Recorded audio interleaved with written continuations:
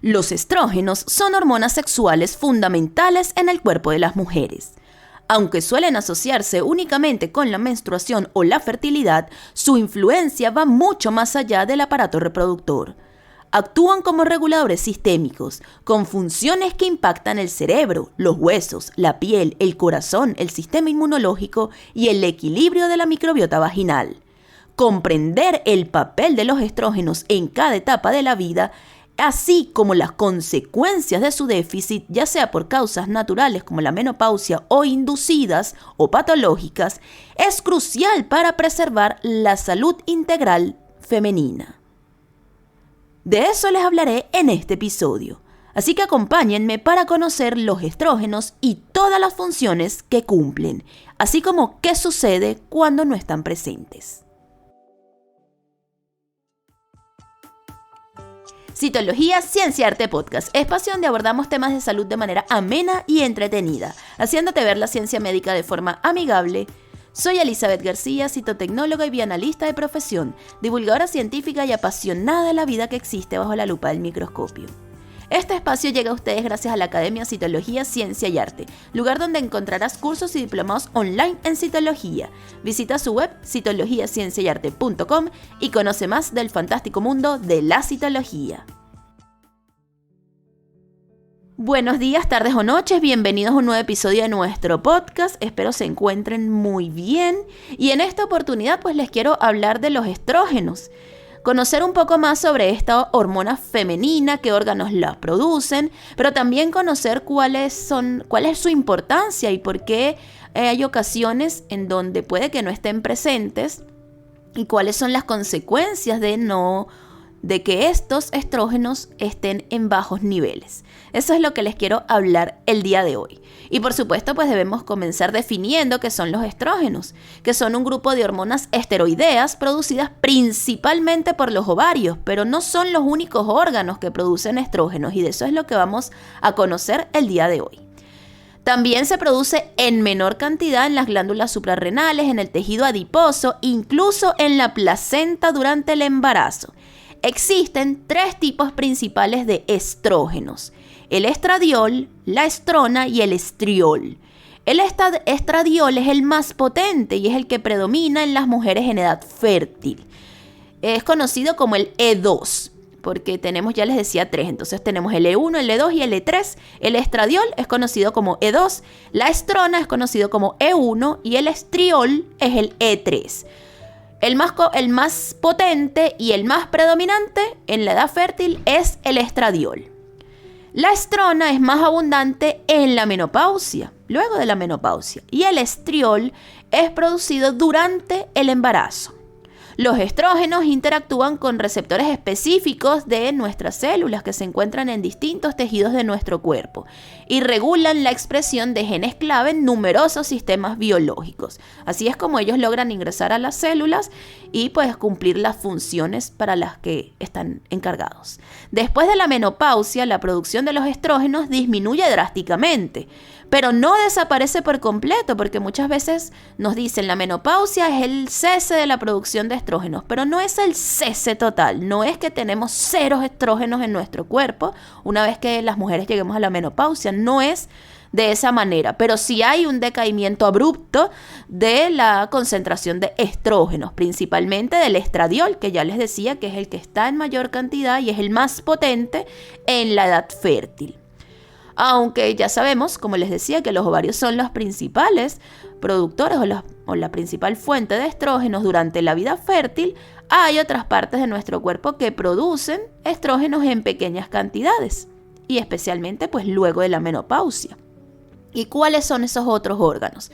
Bueno, los ovarios son la principal fuente de estradiol en esa edad reproductiva. Luego de la menopausia, la función hormonal de los ovarios pues prácticamente cesa, pero pues se van a seguir produciendo en esos ovarios cantidades mínimas de andrógenos y estos andrógenos pueden convertirse en estrógenos de forma periférica en otros tejidos de nuestro cuerpo.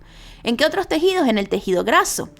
Luego de la menopausia, el tejido graso se vuelve una fuente principal de estrógenos, pero de la estrona principalmente. Se convierten los andrógenos en estrona, en E1, a través de una enzima aromatasa en este tejido adiposo. Por eso las mujeres con más tejido adiposo tienden a tener niveles más altos de estrógenos circulantes posterior a la menopausia, aunque este es un estrógeno de menor potencia, porque recuerden que el más potente es el estradiol, y ese sí que cesa durante la menopausia. En la menopausia se produce la estrona. En las glándulas suprarrenales también se producen andrógenos que pueden ser convertidos en estrógenos en el tejido periférico. Entonces no es que se produce directamente el estrógeno, pero se producen hormonas que pueden ser transformadas, por decirlo así, en estrógeno en tejidos periféricos, principalmente en el tejido adiposo. En lo que es la piel, el cerebro y el tejido mamario, en estos tejidos hay una enzima llamada aromatasa, que es esa enzima necesaria para transformar estos andrógenos en estrógenos, o en uno de los tipos de estrógeno. Y en tejidos como la piel, el cerebro y el tejido mamario, pues hay una cantidad importante o está presente esta aromatasa que va a convertir esos andrógenos en pequeñas cantidades de estrógeno, y ese estrógeno pues va a cumplir una función local en esos tejidos en particular. Y durante el embarazo también hay una producción de estrógeno, pero en este caso del estradiol, del E3, y esto lo va a hacer la placenta, que es un órgano también que solo existe durante el embarazo.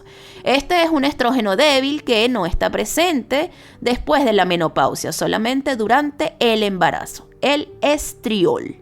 Entonces en la menopausia va a estar la estrona, que es menos potente, y el estriol también es menos potente, pero está en el embarazo.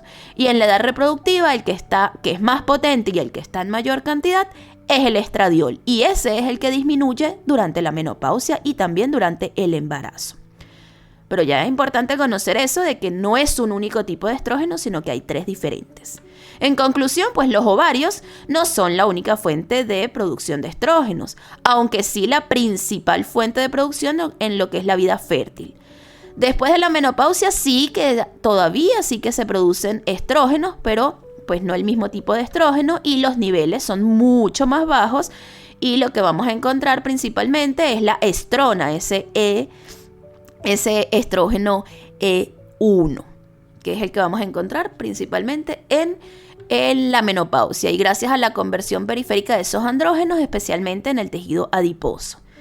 Estos niveles bajos de estrógenos, aunque se produce estrógenos en la menopausia, como les explicaba, estos niveles son bajos y por lo tanto no van a ser suficientes, y de allí pues que surjan los síntomas característicos de la menopausia y que surjan también ciertos problemas. Y ahí, bueno, entramos en la importancia de los estrógenos, de lo que les quiero hablar ahorita, cuáles son sus funciones. Pero sabemos que en la menopausia, pues, vienen problemas óseos, problemas cardiovasculares, incluso problemas en lo que es la mucosa vaginal, esa resequedad vaginal, y todo eso es como consecuencia, pues, de esos estrógenos que no son suficientes para cumplir todas estas funciones. Entonces ahí, pues, hablemos un poco de esa importancia de los estrógenos. ¿Cuáles son las funciones? ¿Qué es lo que hace esta hormona? Esta hormona sexual femenina pues cumple varias funciones. No solamente es regular el ciclo menstrual y permitir que ocurra el embarazo. No es solamente eso, y no es tan sencillo como eso. Cumple funciones en muchos sistemas de nuestro cuerpo, y en uno de ellos en el sistema cardiovascular.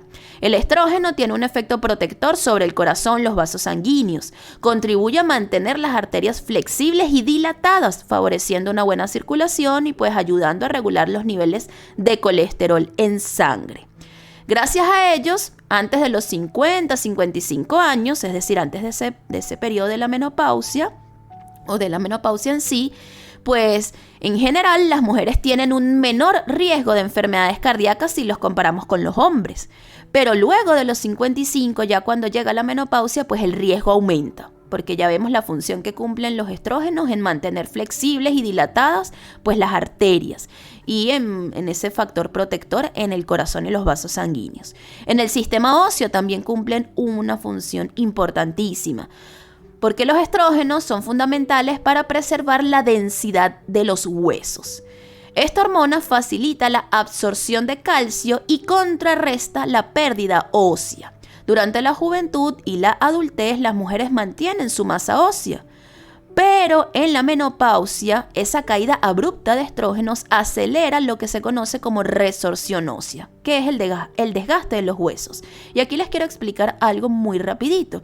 La resorción ósea ocurre siempre en nuestro cuerpo, en todas las etapas de nuestra vida. Nuestros huesos, así como todos los tejidos de nuestro cuerpo, están constantemente regenerándose.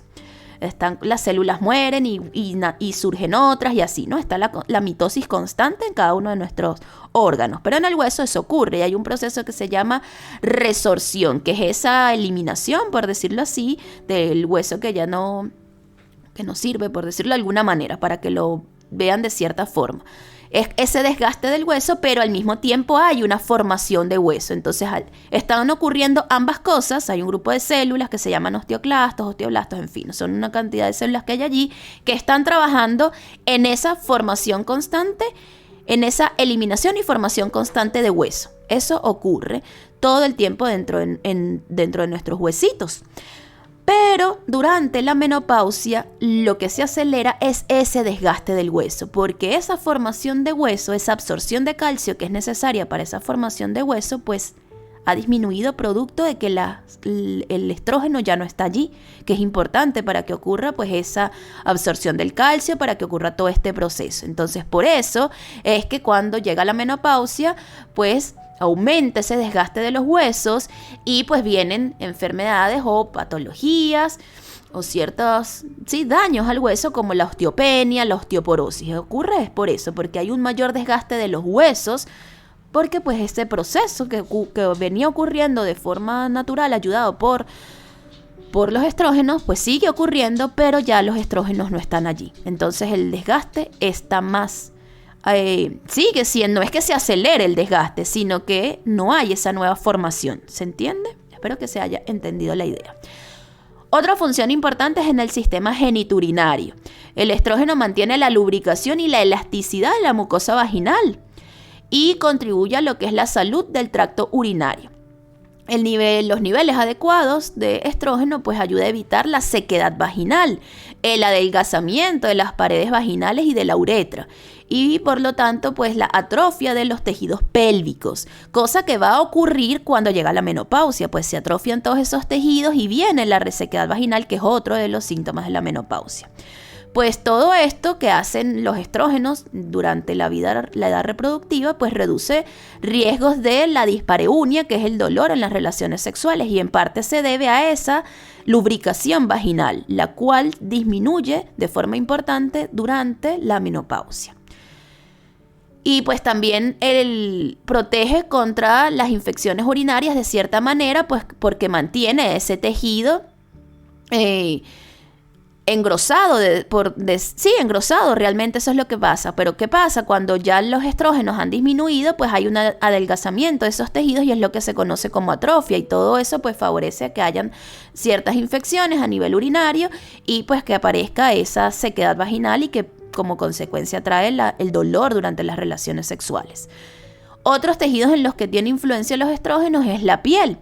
Esta hormona influye en la producción de colágeno y de aceites naturales, ayudando pues a conservar esa elasticidad de la piel y la hidratación de nuestra piel. Muchas mujeres notan que después de la menopausia la piel se vuelve más seca y menos firme, y eso se debe en parte a la pérdida de los estrógenos o a esa disminución en los niveles de estrógenos. También cumplen funciones a nivel cerebral y en el estado de ánimo. El estrógeno tiene efectos moduladores en el cerebro. Participa en la regulación del estado de ánimo y probablemente en funciones cognitivas. Niveles adecuados de estrógeno parecen tener un efecto neuroprotector en ciertas áreas de nuestro cerebro. Por ejemplo, muchas mujeres reportan el empeoramiento de la memoria o más ansiedad cuando disminuye el estrógeno durante la menopausia. Si bien los mecanismos son complejos, se cree que esta hormona interactúa con neurotransmisores como la serotonina, por lo que su déficit puede contribuir a síntomas como la depresión o la irritabilidad, pues en algunas mujeres. Así que vemos que el estrógeno no es solamente, pues es para controlar, no es solo para el ciclo menstrual y mantener el ciclo menstrual regular y permitir el embarazo, ¿no? Pues tiene muchas funciones y eso lo vemos Yo creo que es mucho más evidente cuando llega la menopausia y comienzan a aparecer una cantidad de sintomatologías en distintos órganos. Y ahí es que decimos, wow, mira todo lo que hacían los estrógenos en mi cuerpo, que ni lo había notado hasta ahora porque pues ya no están.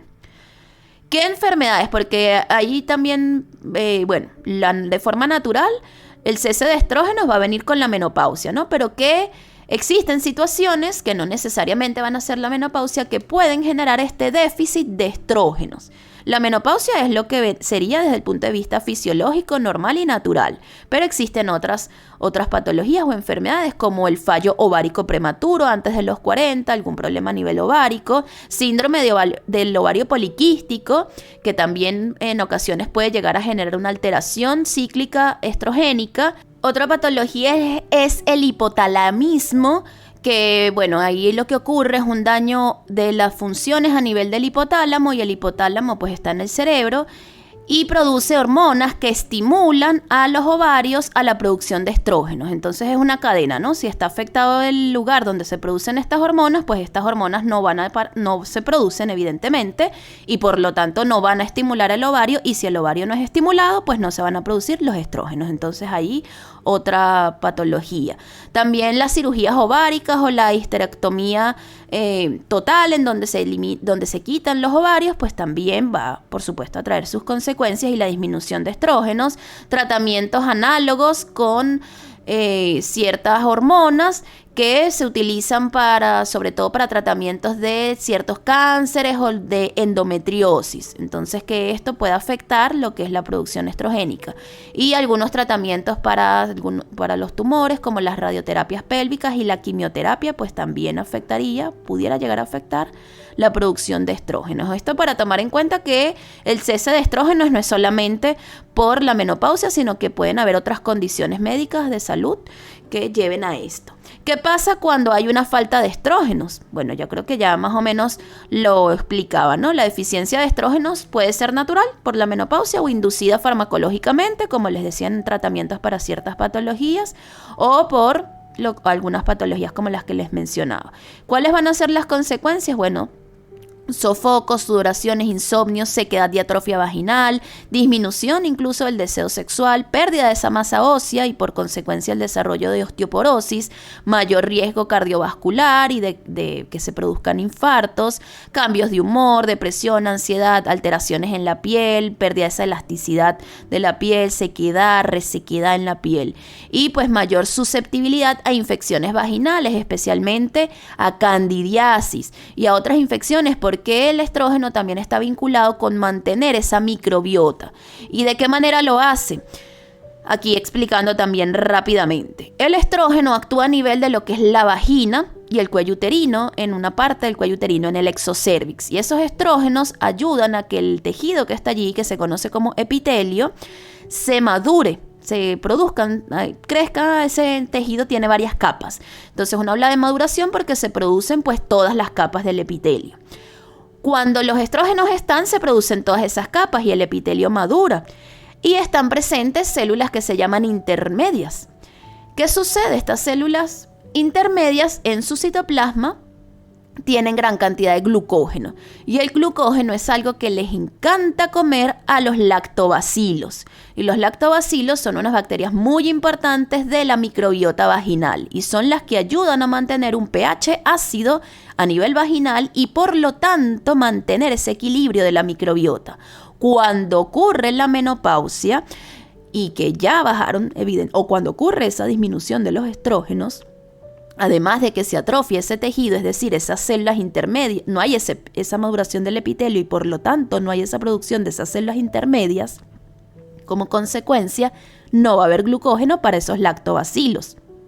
Y eso trae como consecuencia alteración de la microbiota vaginal. Y por lo tanto, porque cuando ocurre un desequilibrio en la microbiota vaginal, eso favorece a la aparición de infecciones. De muchas infecciones, entre ellas las cándidas, pero también las vaginosis, muchas otras infecciones bacterianas favorece porque la microbiota vaginal pues protege, manteniendo ese pH ácido, pues ayuda a proteger a que no ocurran estos procesos infecciosos, a protegernos contra los microorganismos. Entonces, como hay este desbalance, este descontrol de la microbiota, que se va a mantener si en la menopausia, si no hay presencia de esa cantidad de estrógenos necesaria, por supuesto, pues va a ocurrir esta susceptibilidad a infecciones vaginales. Eso para que se entienda cómo los estrógenos entonces afectan también a la microbiota de la vagina de forma indirecta, no porque los estrógenos actúen sobre las bacterias, sino porque actúa sobre ese tejido madurándolo y esas células pues son el alimento, el glucógeno de esas células son el alimento de los lactobacilos. Espero que se haya entendido eso. En la segunda parte quiero hablarles un poco de los estrógenos y los anticonceptivos hormonales y también hablarles un poco de las consecuencias de ese cese de estrógenos en la menopausia, de los cuales ya mencionaba un poquito para entrar con más detalle de esas consecuencias. Así que no se vayan, nos vemos en la segunda parte. Cito curiosidades. Durante mucho tiempo se pensó que solo los seres humanos experimentaban una verdadera menopausia, ya que nuestras parientes más cercanas como los chimpancés o los gorilas continúan reproduciéndose hasta poco antes de morir sin un periodo posreproductivo largo. Sin embargo, investigaciones recientes han identificado este fenómeno también en algunos cetáceos, como las orcas, las ballenas, las belugas y narvales. En estas especies las hembras dejan de reproducirse a cierta edad, pero continúan viviendo durante décadas, desempeñando roles cruciales en la supervivencia del grupo, como cuidar a sus nietos y guiar a los más jóvenes gracias a su experiencia. Este tipo de longevidad posreproductiva parece surgir solo en especies con estructuras sociales muy estrechas y cooperativas. En los humanos, la llamada hipótesis de la abuela sostiene que las mujeres mayores que ya no podían tener hijos contribuyeron a la supervivencia de sus nietos en sociedades cazadoras-recolectoras, lo que habría favorecido evolutivamente la menopausia y la larga vida posterior. Así, tanto en humanos como en algunos cetáceos, la menopausia habría evolucionado como una ventaja social, permitiendo que las hembras mayores aportaran su sabiduría y cuidados, fortaleciendo la cohesión y la continuidad del grupo. Volvemos en esta segunda parte y bueno, ahora quiero hablarles un poquito de qué ocurre con los estrógenos y los anticonceptivos. Los anticonceptivos hormonales combinados, estos que contienen estrógeno y progesterona, o progestina mejor dicho, y los que solo contienen progestina actúan inhibiendo lo que es el ciclo ovulatorio natural. Es decir, que cuando se consumen anticonceptivos hormonales, no existe un ciclo menstrual real, no hay una ovulación, no hay un ciclo de ovulación a nivel de esos ovarios. Por lo tanto, no podríamos ni siquiera hablar de un ciclo menstrual. Se está deteniendo ese proceso en nuestro cuerpo.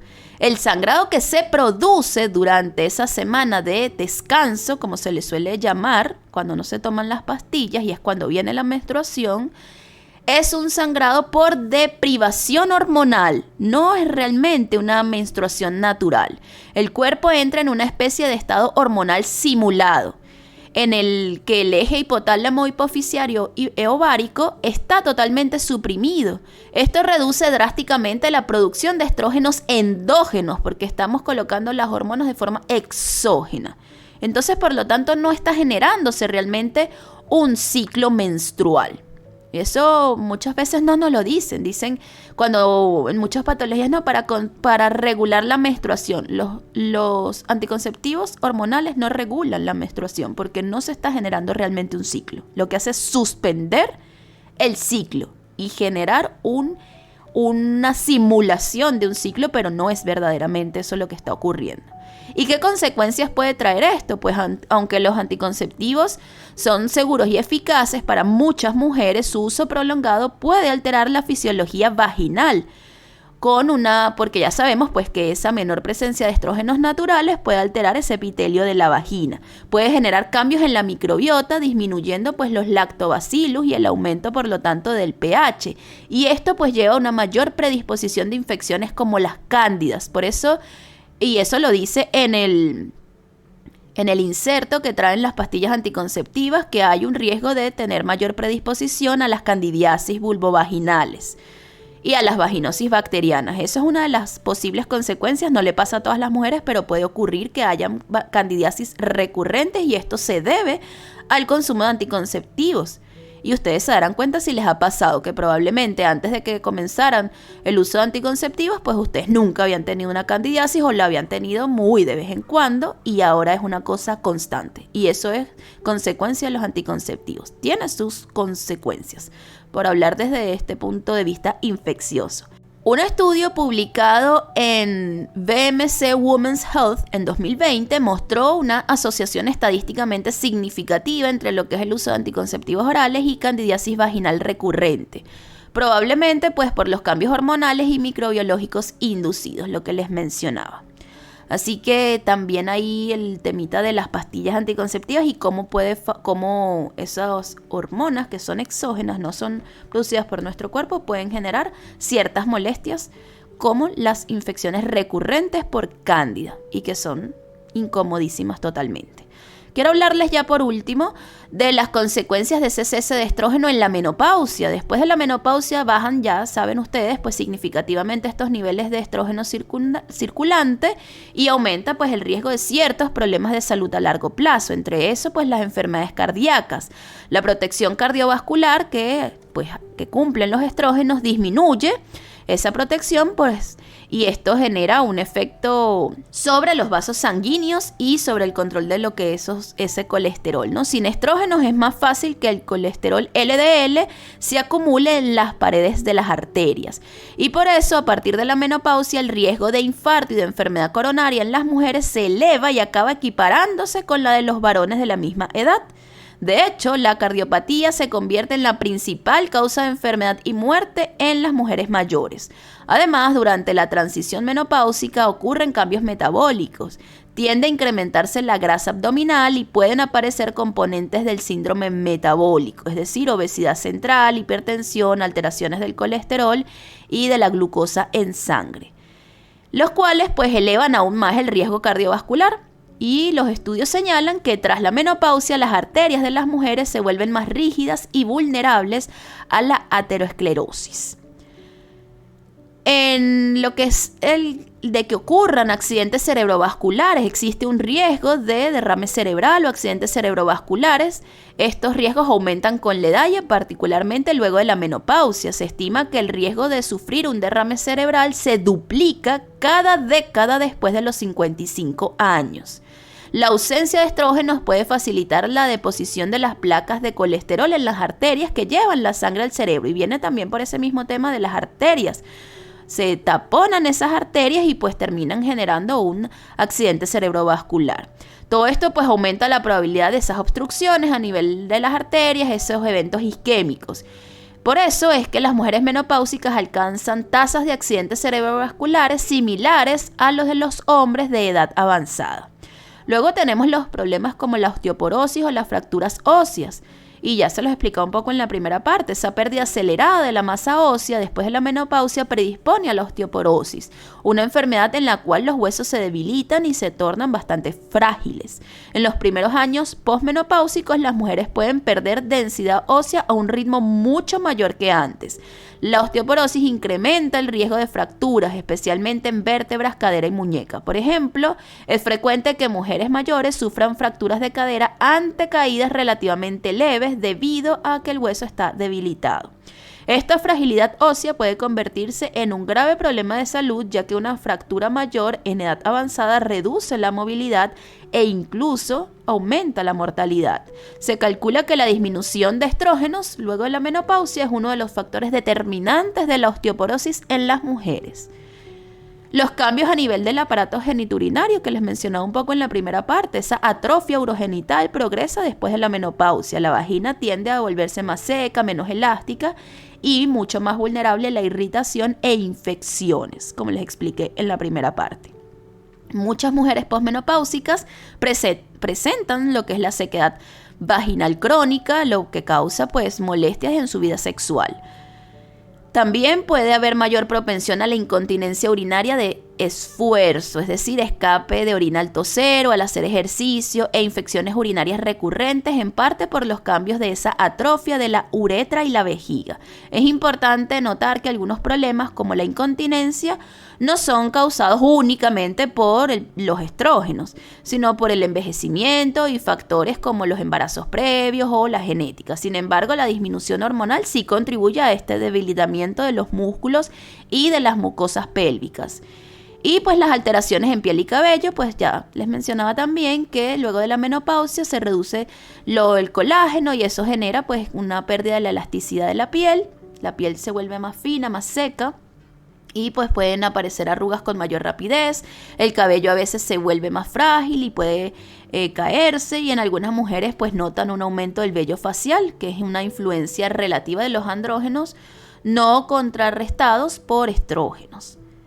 En conclusión, pues la disminución de estrógenos conlleva un aumento en riesgos para la salud cardiovascular, ósea y genitourinaria, entre otros aspectos de nuestro cuerpo. Esto explica pues la importancia que tiene de tomar medidas preventivas antes, durante y después de la menopausia para mitigar estas consecuencias del cese de estrógenos. Es importante también aclarar que se pueden colocar terapias hormonales sustitutivas durante la menopausia, pero esto por supuesto lo debe hacer un médico y de acuerdo a cada una de ustedes. Espero que haya sido de interés para ustedes este episodio en donde no quise enfocarme en la menopausia porque ya tengo un episodio donde hablé un poco más de la menopausia, sino que quise hablar de los estrógenos y entender esta hormona tan importante para nosotras las mujeres y todas las funciones que cumplen y así poder entender más por qué ocurre lo que ocurre cuando los estrógenos están en niveles más bajos. Así como también que ustedes conocieran que no es solamente un tipo de estrógeno, sino que hay varios y que dependiendo pues de la fase en que nos encontremos, estará uno u otro. Espero, por supuesto, que les haya gustado este episodio. Nos vemos la próxima semana con un nuevo episodio. Por supuesto, no olviden darle like, comentar y compartir. Y nos vemos en el episodio extendido para los miembros del canal. Si no te has unido, puedes darle al botón unirte y seleccionar la membresía de Amantes del Podcast. Y allí continuaremos con este tema. Nos vemos la próxima semana. Chao, chao. La evolución continúa y la ciencia avanza. Citología, Ciencia y Arte Podcast, un espacio de divulgación científica. Síguenos en Instagram, @Citología, Ciencia y Arte Podcast.